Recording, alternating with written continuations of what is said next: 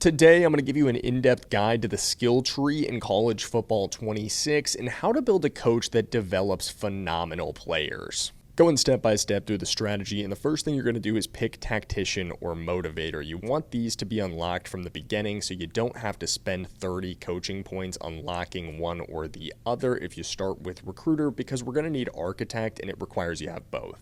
To cover your bases on recruiting, I recommend hiring coordinators with elite recruiter traits. If you start out with Delaware like I did, you'll have them from the beginning, so that's a convenient boost. The next thing we need to do is unlock recruiter, and there's a couple things we have to do before we can actually do this. Number one, win 4 rivalry games, spend 50 points in tactician, and spend 50 points in motivator, and then also reach level 10, because you're going to need to unlock motivator or tactician depending on which one you started with, and you can't do that until you get there.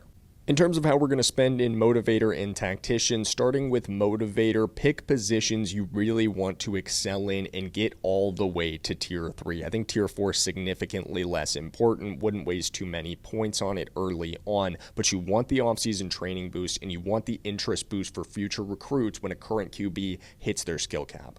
Similar with the tactician front, pick the positions you want to excel in, but this time buy all 4 of the upgrades. I think most of them are worth getting this year. From here, you're pretty much just waiting until you've won 4 rivalry games and leveled up enough to get the architect skill tree reminder to schedule your rivalry manually if they're not a conference opponent, or use the protected opponents feature to make sure you play them every year.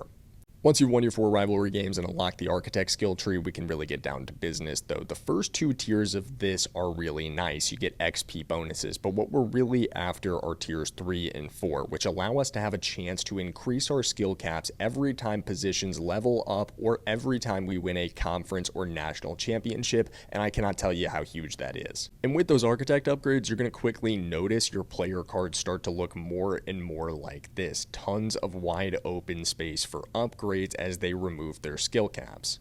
And that's all you need to know for the basics of the strategy, but there's a few other upgrades I think would be really useful that are more down the line. One is the friends and family discount. This can help you go back and get recruiter much more cheaply. Architects are 20 coaching points cheaper for each coach that owns them. Very similar, bundle discount gives you coaching abilities at a cost of 2 less for every coach on your staff that already has them. This is a returner from last year.